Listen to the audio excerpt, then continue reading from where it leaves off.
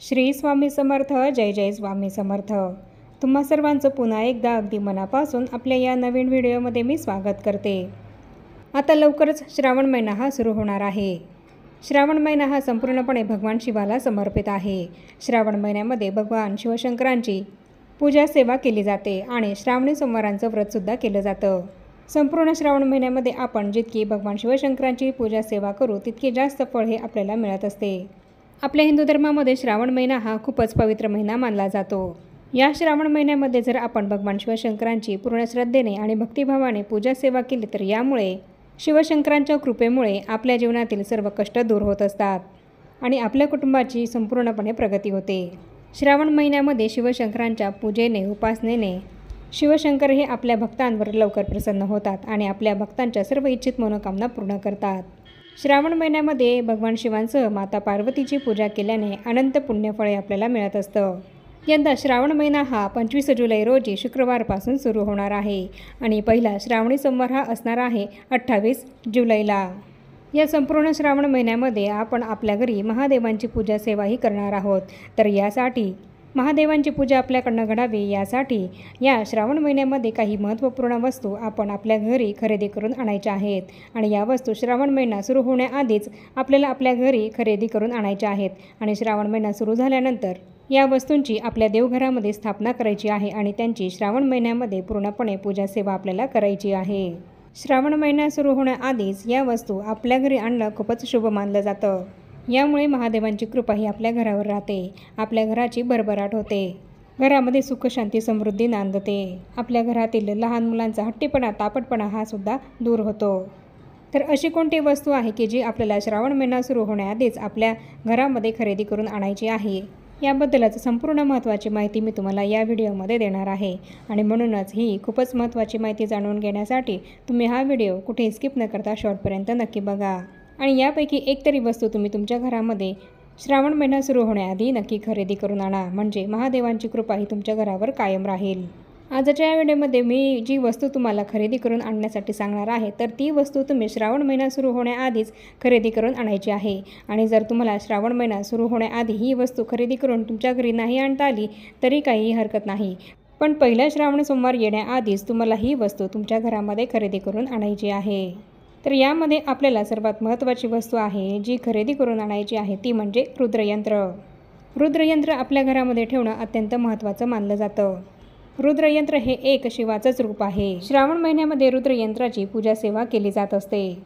रुद्रयंत्र हे पंचधातूचं असतं आणि असं हे रुद्रयंत्र तुमच्या घराजवळ जिथे कुठे स्वामी महाराजांचं केंद्र असेल तर तिथे जाऊन तुम्हाला हे रुद्रयंत्र घरी घेऊन यायचं आहे. स्वामी महाराजांच्या केंद्रामध्ये तुम्हाला हे रुद्रयंत्र मिळून जाईल आणि म्हणूनच हे रुद्रयंत्र श्रावण महिना सुरू होण्याआधी तुम्ही तुमच्या घरी खरेदी करून आणायचं आहे आणि श्रावण महिन्यातला पहिल्या सोमवारी तुम्हाला या रुद्रयंत्राची स्थापना करून त्याची पूजा करायची आहे. श्रावण महिन्यातल्या सोमवारी या रुद्रयंत्रावर आपल्याला अभिषेक करायचा आहे आणि अभिषेक केलेलं जे काही तीर्थ आहे तर ते आपल्या घरातल्या हट्टीपणा करणाऱ्या, चिडचिड करणाऱ्या किंवा व्यसनी व्यक्तींना हे तीर्थ आपण प्राशन करण्यासाठी द्यायचं आहे. यामुळे चिडचिड करणाऱ्या, हट्टीपणा करणाऱ्या मुलांचा चिडचिडेपणा, हट्टीपणा हा दूर होतो. त्याचप्रमाणे व्यसन करणाऱ्या व्यसनी व्यक्तींचा व्यसनीपणा हा सुद्धा दूर होतो. असे अनेक फायदे आपल्याला या रुद्रयंत्राचे होत असतात. त्याचप्रमाणे रुद्रयंत्रावर अभिषेक केलेलं हे तीर्थ आपल्या कुटुंबातील प्रत्येक व्यक्तीने प्राशन केल्यामुळे आरोग्याच्या समस्या यासुद्धा आपल्या कुटुंबातील सदस्यांच्या दूर होत असतात. आपल्या कुटुंबातील सतत आजारी पडणाऱ्या व्यक्तींना हे तीर्थ प्राशन करण्यासाठी दिलं तर त्यांच्या आरोग्यामध्ये नक्कीच सुधारणा होत असते. तसंच श्रावण महिन्यामध्ये रुद्रयंत्रावर सेवा केल्यामुळे, रुद्रयंत्राचा अभिषेक केल्यामुळे आपल्या घरातलं दारिद्र्यसुद्धा दूर होत असतं. आपली आर्थिक परिस्थिती सुधारते. त्याचप्रमाणे हे रुद्रयंत्र आपण आपल्या देवघरामध्ये स्थापन केल्यामुळे आपल्या घरातली नकारात्मक ऊर्जा ही सुद्धा निघून जाते. कुठलीही वाईट शक्ती ही आपल्या घरातून निघून जाते. आपल्या घरातला वास्तुदोषसुद्धा दूर होतो. तसंच आपल्या मनात येणारी अकारण भीतीही सुद्धा दूर होते आणि अकाल मृत्यूचं भयसुद्धा आपलं दूर होतं. श्रावण महिन्यामध्ये रुद्रयंत्राची पूजा केल्यामुळे आपल्या घरामध्ये सुख समृद्धी येत असते आणि महादेवांची भरभरून कृपा ही आपल्याला प्राप्त होते आणि आपल्या सर्व इच्छित मनोकामना पूर्ण होतात आणि म्हणूनच श्रावण महिना सुरू होण्याआधीच हे रुद्रयंत्र आपण आपल्या घरी खरेदी करून आणायचं आहे आणि श्रावण महिन्यामध्ये त्याची स्थापना करून पूर्ण श्रावण महिन्यामध्ये त्याची पूजा सेवा आपल्याला करायची आहे. त्याचप्रमाणे आपल्याला पुढची वस्तू खरेदी करून आणायची आहे ती म्हणजे रुद्राक्ष किंवा रुद्राक्षाची माळ.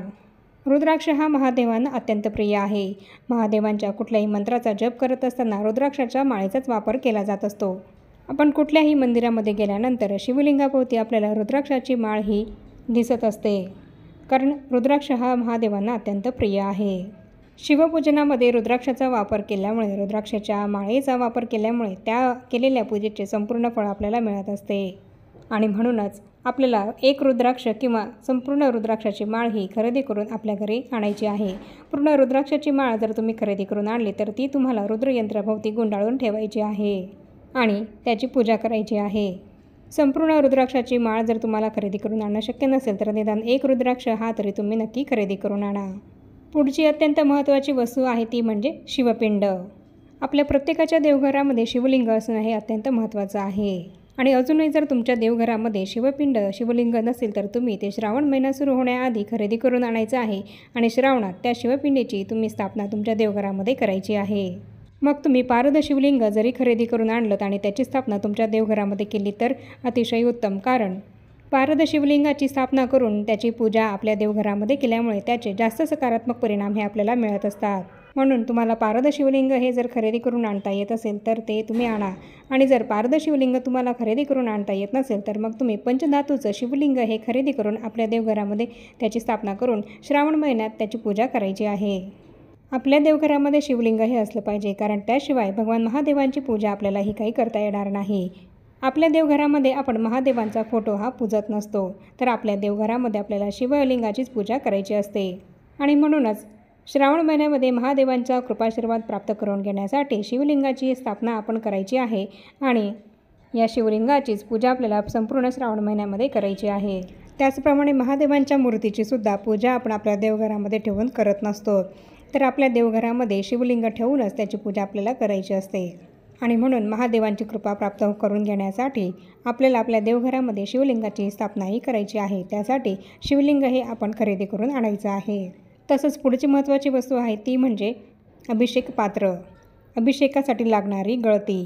श्रावण महिन्यामध्ये श्रावणातल्या सोमवारी आपण शिवलिंगावर रुद्राभिषेक हा करत असतो आणि हाच रुद्राभिषेक करण्यासाठी आपल्याला गळती लागणार आहे. शिवलिंग तामणामध्ये ठेवून त्यावर अभिषेक गळती लावून रुद्राभिषेक हा केला जातो.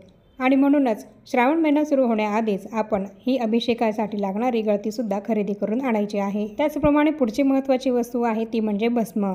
भस्म हे भगवान शिवशंकरांना अतिशय प्रिय आहे आणि भगवान शिवांची पूजा करत असताना भगवान महादेवाला भस्म हे जरूर अर्पण करावं. भस्म अर्पण केल्याशिवाय भगवान शिवशंकरांची पूजा ही अपूर्ण मानली जाते. आणि म्हणूनच तुम्हाला भस्म हे सुद्धा तुमच्या घरी श्रावण महिना सुरू होण्याआधीच खरेदी करून आणायचं आहे.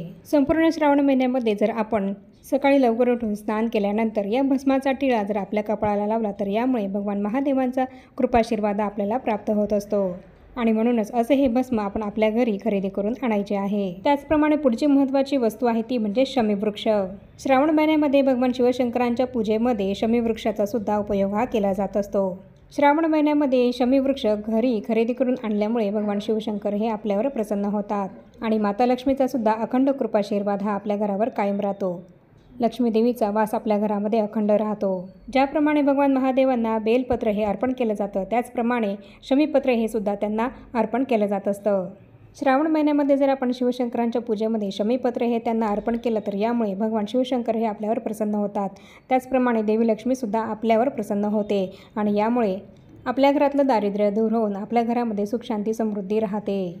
आपलं दारिद्र्य दूर होऊन आपल्या घरामध्ये पैसा हा येऊ लागतो आणि यामुळे आपल्या घराची भरभरून प्रगती होते. आणि म्हणूनच या श्रावण महिन्यामध्ये एक छोटंसं शमीवृक्ष हे तुम्हाला खरेदी करून आणायचं आहे. आणि तुमच्या घरी जर आधीच शमीवृक्ष असेल तर या श्रावण महिन्यामध्ये त्या शमीवृक्षाची पानं तुम्हाला सोमवारी महादेवांना अर्पण करायची आहे आणि संपूर्ण श्रावण महिन्यामध्ये या शमीवृक्षाची पूजा तुम्हाला करायची आहे. तर याच आहेत त्या अत्यंत महत्त्वपूर्ण वस्तू की ज्या आपल्याला या श्रावण महिना सुरू होण्याआधीच आपल्या घरी खरेदी करून आणायच्या आहेत. सगळ्याच वस्तू तुम्हाला खरेदी करून आणणं शक्य नसेल तर एक तरी वस्तू ही तुम्ही तुमच्या घरी नक्की खरेदी करून आणा. आणि यापैकी एखादी वस्तू जर तुमच्या घरी आधी असेलच तर श्रावण महिन्यामध्ये त्याची पूजा तुम्हाला करायची आहे.